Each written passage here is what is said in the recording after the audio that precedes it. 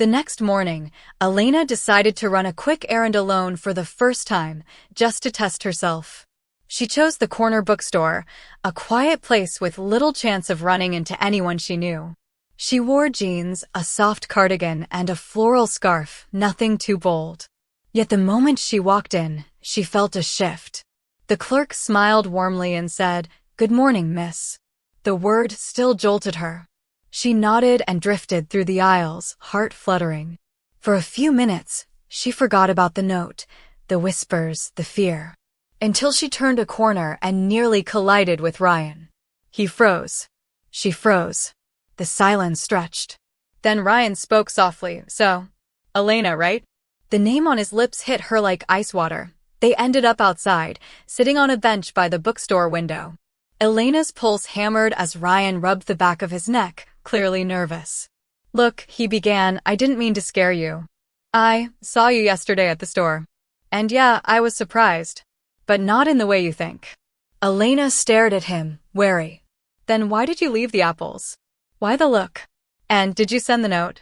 Ryan's eyes widened. "Note? What note?" She studied his face. He seemed genuinely confused. "Elena, I didn't send anything.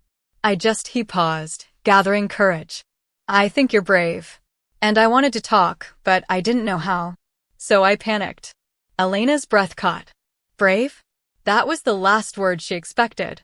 "You're not disgusted," she whispered. Ryan shook his head firmly. "Why would I be? You looked happy. Like yourself. Isn't that what matters?" For the first time, Elena felt her fear loosen, just a little. That evening, when she returned to Lillian's cottage, something was waiting on the porch again. Another envelope. Her hands trembled as she opened it. This time, the message was longer. "You can play dress up all you want. But secrets don't stay hidden forever. I'll make sure of it." Lillian's face darkened as she read it. This isn't idle curiosity anymore. This is a threat. Elena's newfound calm from Ryan's kindness shattered. Someone out there wasn't just whispering. Someone was watching. The second note sat on the kitchen table like a live wire. Elena stared at it, her chest tight, while Lillian paced with a glass of wine in her hand. "This is no longer curiosity," Lillian muttered. "Whoever's behind this is trying to control you." Elena whispered, "But why me? I'm nobody." Lillian stopped pacing and fixed her with sharp eyes. "That's exactly why.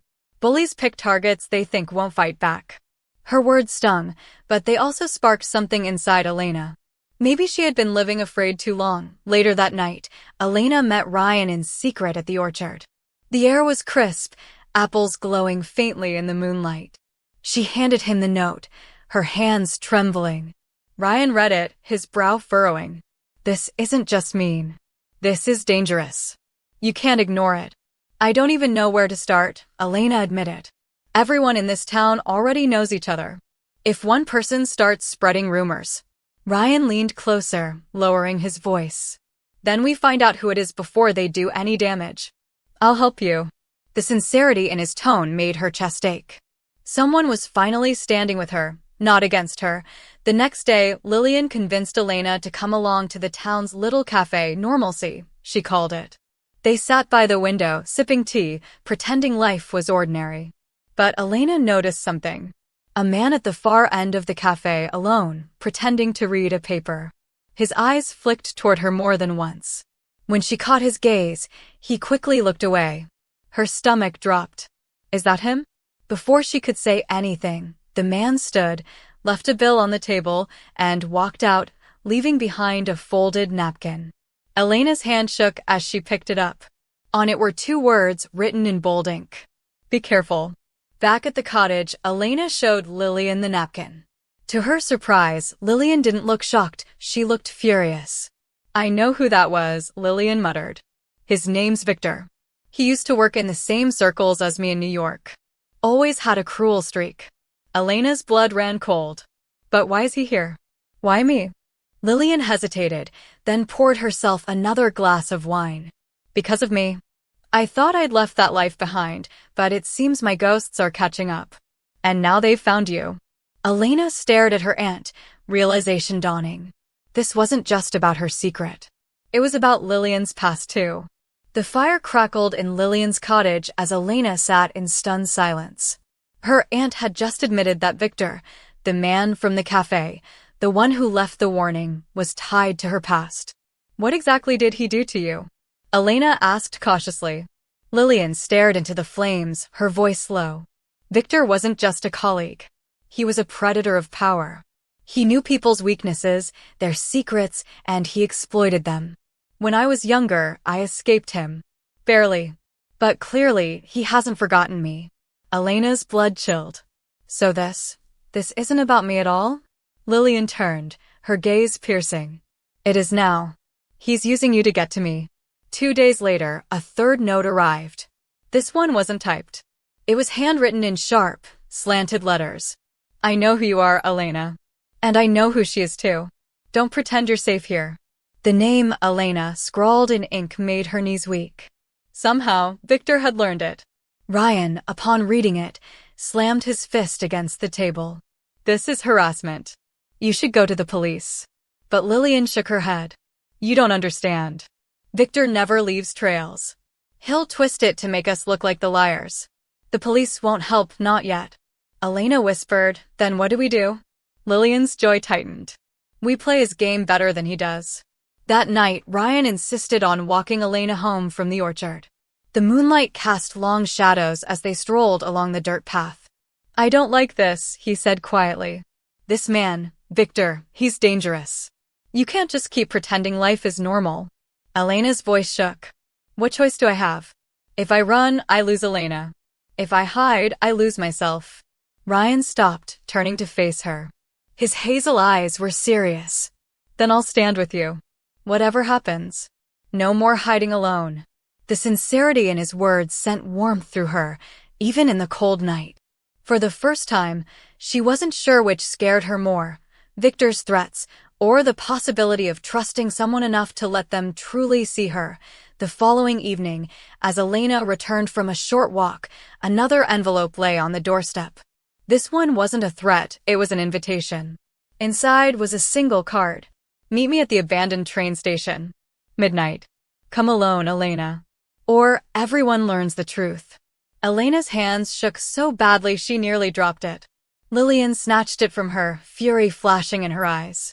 He's trying to bait you, Lillian said coldly. But he made a mistake. He doesn't know who he's really dealing with. For the first time, Elena saw something in her aunt she hadn't before, not just elegance, not just mentorship. Something sharper. A steel edge hidden beneath the silk. The old train station had been abandoned for decades. Its cracked windows, rusted tracks, and peeling paint gave it a ghostly feel under the pale moonlight. Elena clutched the invitation in her pocket, her breath visible in the cold air. You're not going alone, Ryan had insisted earlier. But Elena knew Victor's type. He'd smell backup like blood in the water. So, after heated debate, Ryan agreed to follow at a distance, hidden in the shadows.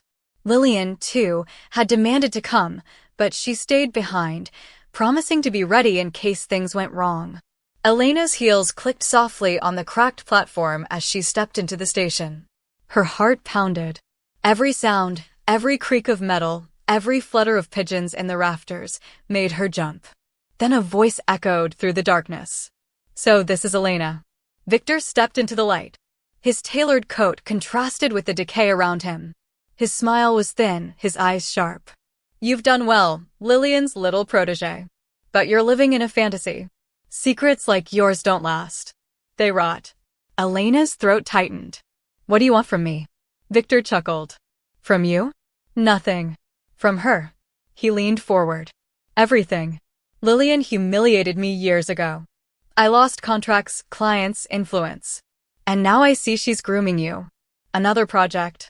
Another secret she thinks she can control. But I'll strip her of that, piece by piece, starting with you.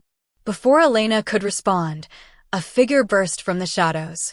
Ryan. Back off, he growled, stepping between Elena and Victor. Victor smirked. The loyal knight. Do you even know what you're protecting? A boy playing dress-up? Or a woman desperate to exist? Either way, it won't matter once the town knows. Elena's voice cracked, but she forced the words out. Then tell them. I'm done hiding. Victor blinked, caught off guard. He hadn't expected defiance. Ryan glanced back at her, stunned but proud. Victor recovered quickly, his smile twisting. Brave words. But I don't need to tell the town. I already have. Elena froze. What? What do you mean? Victor pulled a phone from his coat pocket, waving it casually. Photos, my dear. At the cafe, at the shops. Sent to the right people already. By sunrise, your little secret will be breakfast conversation. Elena's knees went weak. The one thing she'd feared most was already in motion. But then, Victor's smugness cracked. He glanced at the screen, frowning. Wait, what? From behind the station, headlights blazed. A car door slammed. And there she was, Lillian, striding forward in a dark trench coat, her presence commanding. Still playing your same old games, Victor, she called. You never did learn that secrets cut both ways. Victor's smirk faltered for the first time. The headlights cut across the broken station as Lillian stepped forward, her heels clicking with deliberate force. She carried no weapon, no backup, just an aura of confidence that made Victor's grin falter. You think you're clever, Victor sneered, holding up his phone again. I've already set things in motion. Your little nephew in a dress will be the scandal of the season. But Lillian's smile was sharper than glass. Still bluffing with half a deck, Victor. Do you really think you're the only one who knows how to collect secrets? Victor blinked, his grip on the phone tightening. What are you saying?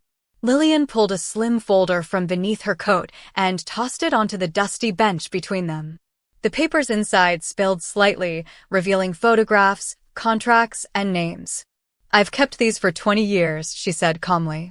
Every dirty deal, every blackmail scheme you ran. You ruined lives, Victor, but you left trails. And unlike you, I don't bluff.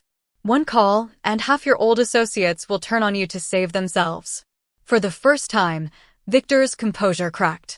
His jaw tightened. His voice dropped to a growl. You wouldn't dare. Try me, Lillian replied, her tone cool as steel.